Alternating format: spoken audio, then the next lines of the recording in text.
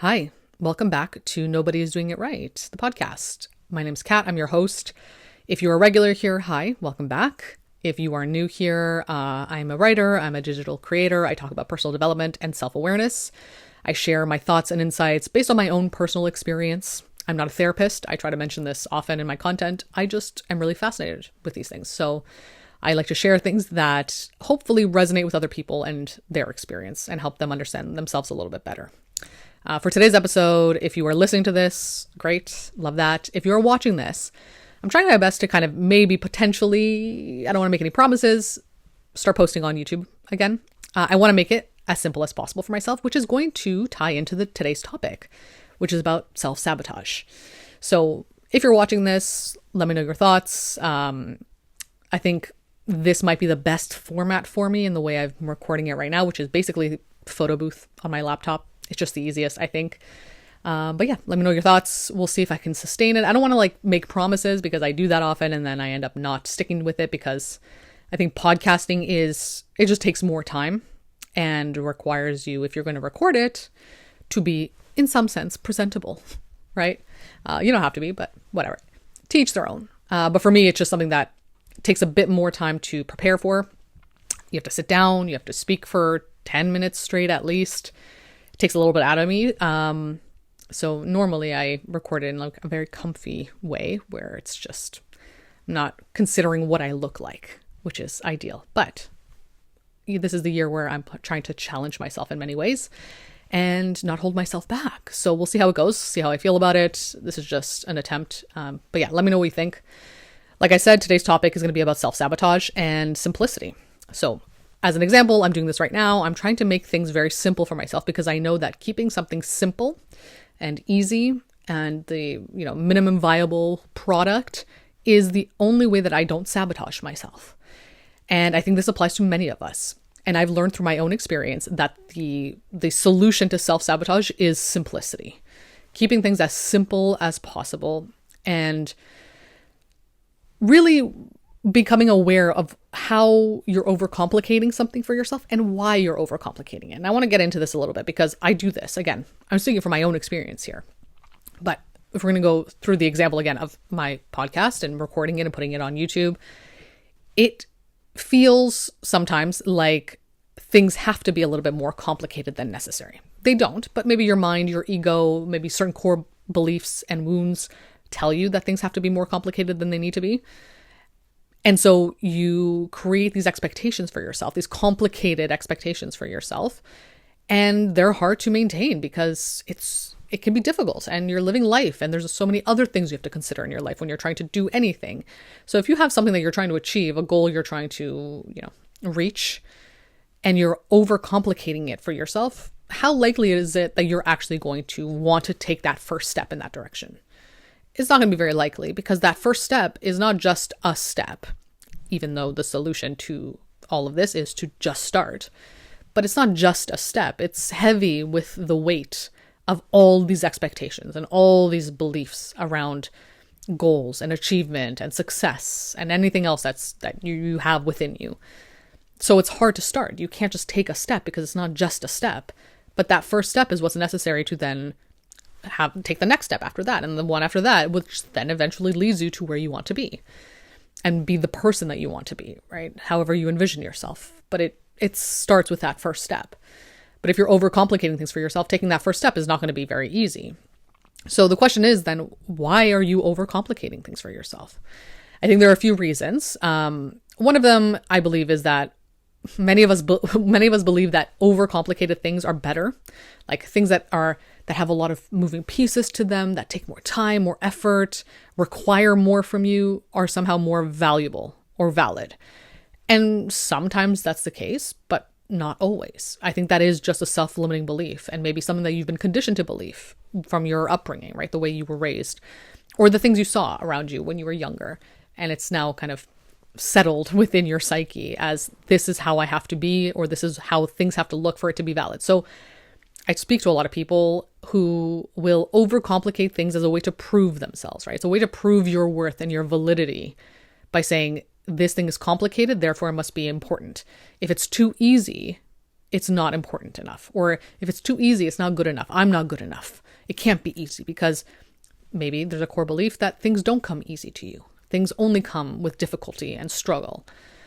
If that is a core belief, of course, it's going to be so much harder to take that first step to do anything because you've already layered all these expectations, all these perfectionist tendencies onto the process. And the process doesn't need to be complicated. It can be as simple as possible because the point isn't to prove your worth through it. If that is your intention, then this is why maybe you're setting yourself up for failure. But the point of the process is to get you to where you want to be. It's neutral in that sense. So it doesn't require so much from you that you lose yourself in the process, right? That's not the point necessarily. It's not to overcomplicate it where you don't know what you're doing or how to do it, or you don't have the skill set yet to do it, because to attain this skill set, you have to start. You have to be in it. So I think that's another part of it, right? Another belief that might be sabotaging you or leading to self-sabotage is that you don't believe you're capable enough. It's a self-esteem issue. You don't think you have the capability or the skills to get to what you want. So you think, I have to make this more complicated to maybe reinforce the belief that I'm not good enough, that I don't deserve it. And so I'm going to make it so difficult for myself that I won't even try to reach for it, right? It's this kind of inverted way of approaching the process, which only reinforces those beliefs, right? It's your ego's attempt to keep you safe, to protect you from failure by saying, you're not good enough for this anyway, and I'm going to make it as complicated as possible to prove to you why you can't do it. And obviously that doesn't benefit you in any way. It keeps you small. It holds you back. And all that really does is prevent you from establishing the skills you need to be the person you need to be who has the thing that you want, or to be able to handle things and do what you need to do. So it doesn't benefit you at all at the end of the day. So overcomplicating the process can be a weird way of making yourself prove to yourself that you're not good enough. And sometimes we do that without recognizing it. So I think it's important to be mindful of it, to see it for what it is, and to ask yourself, like, okay, am I doing this? Am I just trying to prove to myself that all the negative beliefs I have about myself? And if so, the question then is why, right? Why do you do that? And what's the point? Is it actually helping you in any way? Probably not. And I think the final topic or reason for why we overcomplicate things that I want to talk about here, but obviously there are probably so many, so feel free to leave your own ideas in the comments or journal about them.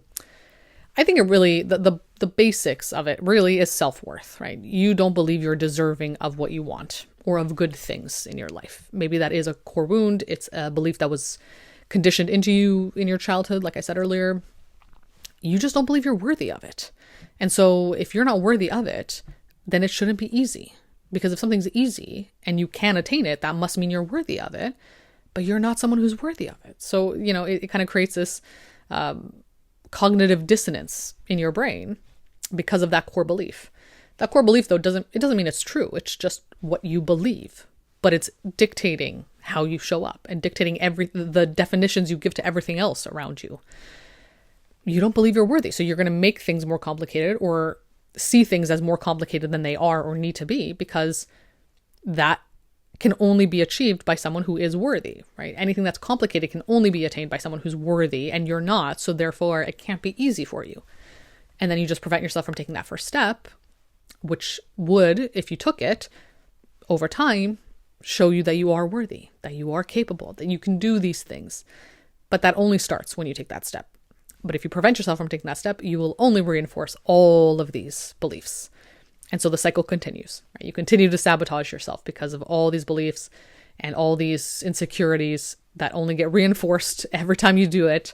And then you just get stuck and you stay in a small box in your comfort zone, which, there's nothing wrong with comfort, obviously. I'm not here to moralize it, but if you were wanting something for yourself from your life, just to expand in certain ways where you know you want it and you know that there's a part of you that really is called to it, but you're not letting yourself, like you recognize that there's something blocking you, and maybe that thing blocking you is you, it's important to ask yourself why, right? What's the intention of this sabotage?